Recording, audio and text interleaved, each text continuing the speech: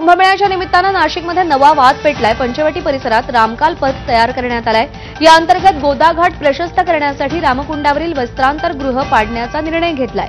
त्याला पुरोहित संघानं विरोध दर्शवलाय। त्यामुळे रामकाल पथ वादात अडकलाय। सीता गुंफा, काळाराम मंदिर, रामकुंड, लक्ष्मण कुंड, कपालेश्वर मंदिर परिसर 1.5 ते 2 किलोमीटर अंतराचा परिसराचा विकास करून सुशोभित केला जाणार आहे। रामायणकालीन घटनांचं शिल्प आणि कमानी उभारल्या जाणार आहेत। जुने वाडे, पुरातन मंदिर यांचा जीर्णोद्धार केला जाणार आहे।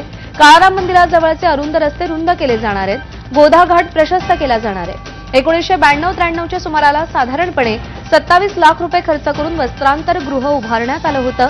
मात्र यंदाच्या कुंभमेळ्यात भाविकांच्या होणाऱ्या गर्दीचं नियोजन करण्यासाठी वस्त्रांतर गृहाचा अडथळा ठरण्याची शक्यता आहे। त्यामुळे गोदावरीचा घाट प्रशस्त करण्यासाठी सध्याचं वस्त्रांतर गृह पाडून दुसरीकडे स्थलांतरित केलं जाणार आहे।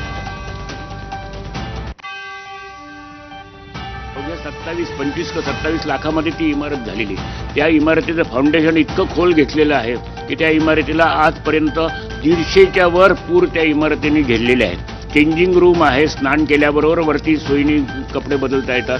तर त्याच्याऐवजी तुम्ही ते काढून तुम्ही कपालेश्वर मंदिराच्या शेजारी तुम्हाला दुसरं बांधून देतो असं ते म्हणाले। तर ज्या अगोदर बांधलं पाहिजे आणि मग लागलंच तर तुम्ही हा विचार केला पाहिजे। 2 प्रकारचे त्याच्यात काम मोठे पकडले आहे। एक आहे फसाड कन्झर्वेशनच्या की जे आपल्याकडे जुने स्ट्रक्चर्स आहेत ते कालाराम मंदिरच्या बाजूला आणि किंवा रामकुंडच्या बाजूला त्याचे रिस्टोरेशन आपण करतोय। म्हणजे ॲक्च्युअल त्यांचं जसं होतं ओरिजिनली चांगले ऐतिहासिक स्ट्रक्चर्सचे आम्ही वारसा संवर्धन सारखं आपण ते काम हाती घेतलं आहे। थोडं आपल्याला इन्फ्रास्ट्रक्चरवर काम करायचे, जसं रोड फॅनिंग, रोड वायडनिंग आम्ही याच्यात भरपूर पकडले आहे। भरपूर आम्ही लँड ॲक्विजिशन याच्यात करतोय की ज्याच्यात ते रोड मोकळा होईल, बॉटलनेक्स कमी होईल। रामकाल पथच्या कामांना सुरुवात झाली आहे। काही मंदिरं, वाड्यांचा जीर्णोद्धार या योजनेअंतर्गत केला जातोय। मात्र त्याचबरोबर पाडकाम देखील या योजनेअंतर्गत केले जाणार आहे। आपण आता जी दृश्य बघत आहोत ते वस्त्रांतर गृह पाडण्याचा निर्णय महापालिका प्रशासनाच्या विचाराधीन आहे। मात्र पुरोहित संघाचा याला कडाडून विरोध आहे। 1992-93च्या सुमारास हे वस्त्रांतर गृह उभारण्यात आलेलं होतं। कुंभमेळ्याची पार्श्वभूमी होती।